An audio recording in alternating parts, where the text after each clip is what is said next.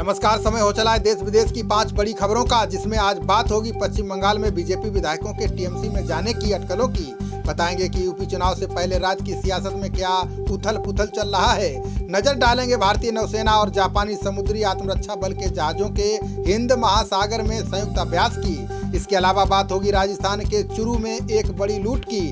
अंत में बताएंगे कि गलवान घाटी में भारत चीन के सैनिकों के बीच झड़प के 1 साल पूरे होने पर LAC के हालात की। तो आइए शुरुआत करते हैं। पश्चिम बंगाल में क्या बीजेपी के विधायक टीएमसी में शामिल हो रहे हैं? पश्चिम बंगाल में दूसरी सबसे बड़ी पार्टी बनकर उभरी भाजपा को लेकर अटकलों का बाजार गर्म है। अटकलों के पीछे की कहानी ये है कि बंगाल विधानसभा में नेता प्रतिपक्ष शुभेंदु अधिकारी जब गवर्नर जगदीप धनखड़ से मिलने पहुंचे तो उनके साथ 74 में से 24 विधायक गायब थे। इन सभी विधायकों के टीएमसी में जाने के कयास लगने शुरू हो गए हैं। बता दें कि बंगाल में हो रही अनुचित घटनाओं की जानकारी देने के लिए शुभेंदु अधिकारी भाजपा नेताओं के साथ राज्यपाल जगदीप धनखड़ से मिलने पहुंचे, लेकिन इस बैठक में भाजपा के 74 में से 24 विधायक शुभेंदु अधिकारी के साथ नहीं आए, जिसको लेकर अब राजनीतिक चर्चाओं का दौर शुरू हो गया है।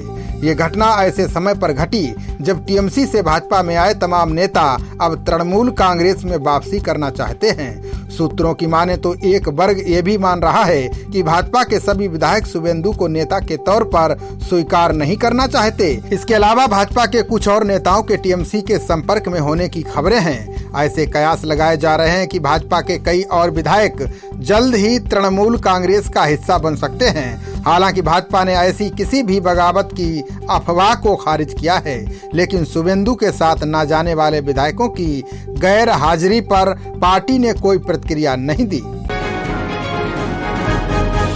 विधानसभा चुनाव से पहले राज्य में सियासी हलचल तेज हो गई है, जिसमें मायावती को बड़ा झटका लगा है। बसपा से निकाले गए कई विधायकों ने आज अखिलेश यादव से मुलाकात की, जिसके बाद एक बार फिर से राजधानी लखनऊ का सियासी पारा चढ़ गया है।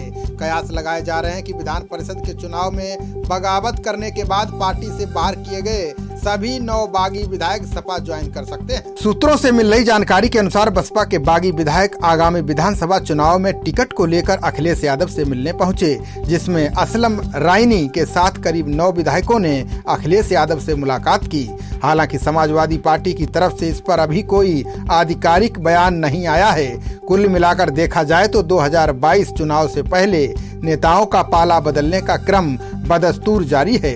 अब देखना होगा कि बसपा के बागी सपा में शामिल होते हैं या किसी रणनीति के तहत भविष्य की राह तैयार करते हैं। गौरतलब है कि बसपा के कद्दावर नेता लालजी वर्मा और राम अचल राजभर को हाल ही में मायावती ने पार्टी से निकाल दिया था, जिसके बाद से कयास लगाए जा रहे हैं कि ये दोनों नेता भी बीजेपी और सपा में से किसी एक पार्टी की तरफ रुख कर सकते हैं। लेकिन अभी तक इन दोनों की तरफ से कोई फैसला नहीं हुआ है।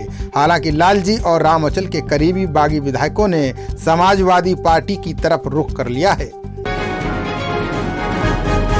भारतीय नौसेना और जापानी समुद्री आत्मरक्षा बल के जहाजों ने हिंद महासागर में संयुक्त नौसैनिक अभ्यास किया। पिछले कुछ वर्षों में भारत और जापान के बीच नौसेना सहयोग का दायरा बढ़ा है। इसको आगे बढ़ाते हुए JS कासिमा और JS सेइयोतिको ने हिंद महासागर में INS पुलिस के साथ अभ्यास किया। नौसेना मालाबार अभ्यास में भारतीय नौसेना के विक्रमादित्य कैरियर बैटल ग्रुप और US नेवी के निमित्ज कैरियर स्ट्राइक ग्रुप संयुक्त ऑपरेशन का गवाह बना।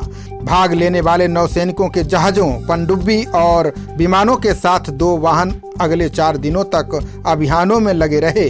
इन अभ्यासों में विक्रमादित्य F-18 के MiG-29 के लड़ाकू विमानों द्वारा क्रॉस डेक फ्लाइंग संचालन और उन्नत वायु रक्षा अभ्यास भी शामिल है। बता दें कि पिछले साल चीन और पाकिस्तान सीमा पर जारी गतिरोध के बीच मालाबार नौसेना अभ्यास का दूसरा चरण उत्तरी अरब सागर में शुरू हुआ, जिसमें भारत, अमेरिका, जापान और ऑस्ट्रेलिया ने हिस्सा लिया था। इससे पहले 3 से 6 नवंबर 2020 को बंगाल की खाड़ी में मालाबार नौसेना अभ्यास का पहला चरण संपन्न हुआ था। भारतीय नौसेना के स्वदेशी निर्मित पनडुब्बी खंडेरी और P-8I समुद्री टोही विमानों ने भी अभ्यास के दौरान अपनी क्षमताओं का प्रदर्शन किया था।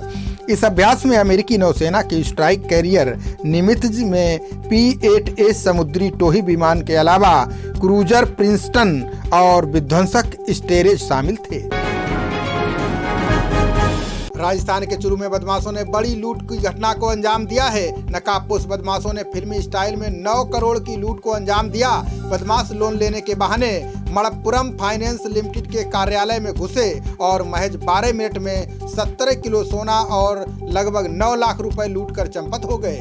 मामले की जानकारी मिलते ही पुलिस में हड़कंप मच गया है, जिसके बाद पुलिस ने सिर्फ 3 घंटे में 2 आरोपियों को गिरफ्तार कर लिया है। आपको बता दें कि राजस्थान के चुरू में रिलायंस मॉल के पास Manappuram finance limited gold loan का ऑफिस है। दोपहर करीब 3 बजे 4 युवक वहां पहुंचे, जिसमें एक युवक ने अंगूठी दिखाते हुए लोन लेने की बात कही। इस दौरान ऑफिस में मैनेजर समेत कुल 4 लोग मौजूद थे जो खाना खा रहे थे। बदमाशों ने हथियार दिखाकर शटर अंदर से लॉक कर दिया, साथ ही मोबाइल छीनने के बाद सभी को बाथरूम में बंद कर दिया। इसके बाद आरोपी 17 किलो सोना और करीब 9 लाख रुपए लूटकर फरार हो गए। पुलिस जांच में सामने आया है कि चारों बदमाश 2 बाइक पर आए थे, जो उन्होंने ब्रांच के बाहर खड़ी की थी। पहचान से बचने के लिए बदमाशों ने सीसीटीवी की फुटेज भी निकाल ली थी।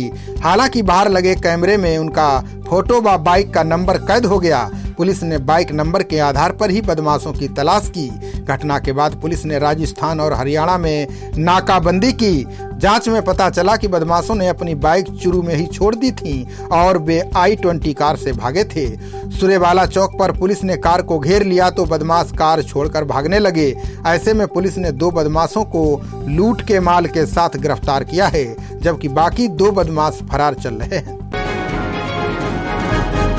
पूर्वी लद्दाख में गलवान घाटी में भारत और चीन के सैनिकों के बीच झड़प का 1 साल पूरा हो गया है, लेकिन चीनी सैनिक LAC के पास अब भी डेरा डाले हुए हैं। अब भारत ने भी ड्रैगन से निपटने के लिए लंबी तैयारी शुरू कर दी है। बता दें कि विवाद वाले बिंदुओं को सुलझाने के लिए भारतीय और चीनी सैन्य प्रतिनिधियों के बीच अभी तक 11 दौर की बातचीत हो चुकी है। बातचीत में दोनों देश इस विवाद को शांतिपूर्ण तरीके से सुलझाने पर सहमत हो गए हैं। आपको बता दें कि 15 जून 2020 को पूर्वी लद्दाख की गलवान घाटी में भारत और चीन के सैनिकों के बीच झड़प हुई थी। इस झड़प में भारत के 20 जवान शहीद हो गए थे। इनमें चीन के भी 40 से ज्यादा सैनिकों के मारे जाने की खबर है, लेकिन चीन ने इसका कोई आधिकारिक आंकड़ा अभी तक जारी नहीं किया है। बता दें कि भारतीय सुरक्षा बलों को ये सुनिश्चित करने के लिए कहा गया था कि चीन अपनी पोस्ट वहां से हटा ले, जिसके बाद एक छोटी पेट्रोलिंग टीम को मैसेज देने के लिए भेजा गया। भारतीय टुकड़ी जब वहां पहुंची तो चीनी पोस्ट पर उस समय 10 से 12 सैनिक मौजूद थे, जिन्हें भारतीय टुकड़ी ने जाने के लिए कहा, जिसमें दोनों तरफ से लड़ाई शुरू हो गई, जो देर रात 3 घंटे तक चली, जिसमें कई चीन के सैनिक या तो मारे गए या फिर गंभीर रूप से घायल हो गए। भारतीय सेना ने पिछले 1 साल में लद्दाख में किसी भी परिस्थिति से निपटने के लिए बेहतर तैयारी की है, जिसमें 50,000 से 60,000 सैनिकों की तैनाती बढ़ा दी गई है। यही नहीं, भारत ने तेजी से सुरक्षा बल जुटाने के लिए कनेक्टिविटी में सुधार के लिए बेहतर सड़कों के निर्माण कार्य पर भी जोर दिया है। चीनी पीपुल्स लिबरेशन आर्मी की गतिविधियों पर नजर रखते हुए भारतीय सेना हाई अलर्ट पर है। खबरों का सिलसिला जारी रहेगा, देखते रहिए जनप्रवाद। नमस्कार।